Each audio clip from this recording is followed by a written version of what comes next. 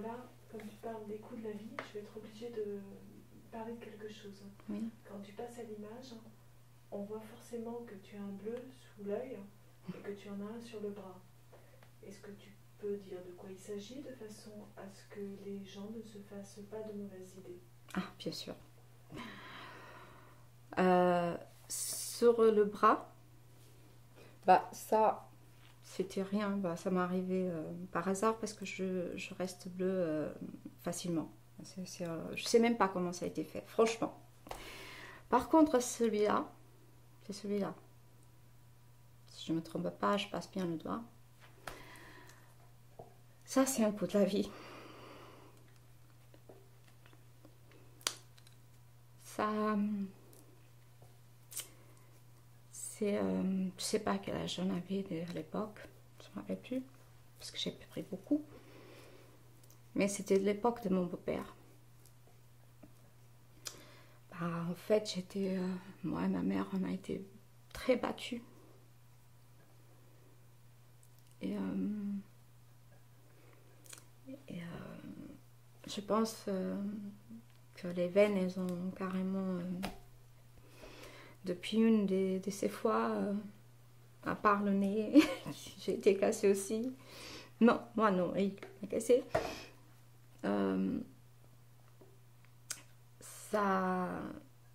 Les veines, elles ont pété, les vases sanguins. Le coup, ça a été vraiment... Et là, c'est vraiment un coup. C'est pas les coups de la vie, c'était vraiment un coup. Et j'ai resté avec un grand blot pendant longtemps. Et finalement, il n'a jamais vraiment passé. J'aurais, je sais pas, 15, 16 ans, à peu près. Je sais pas dire exactement.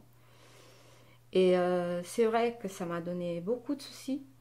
Aujourd'hui même encore, ça me donne beaucoup de soucis.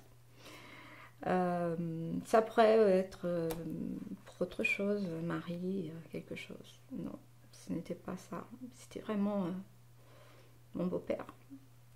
Ça fait beaucoup d'années. Et je ne peux pas oublier parce qu'à chaque fois que je me regarde au miroir, c'est un coup de plus que je prends. Et curieusement, ces derniers temps, je m'ai posé la question si je pourrais l'enlever à laser ou quelque chose parce que je ne peux plus le voir. Et comme je ne me maquille pas trop, bah, à part les yeux, maintenant même pas de rouge à lèvres parce qu'on n'a pas besoin, mais à part les yeux, je ne suis pas de trop au maquillage, je ne peux plus voir ce truc et je voudrais l'enlever, le faire disparaître. Mais ça, c'est les coups, parce que des coups vraiment, sinon de mari, etc. Non, ça, je n'ai pas pris. C'est moi qui ai entre guillemets. Non, mais ça, ça a été un coup...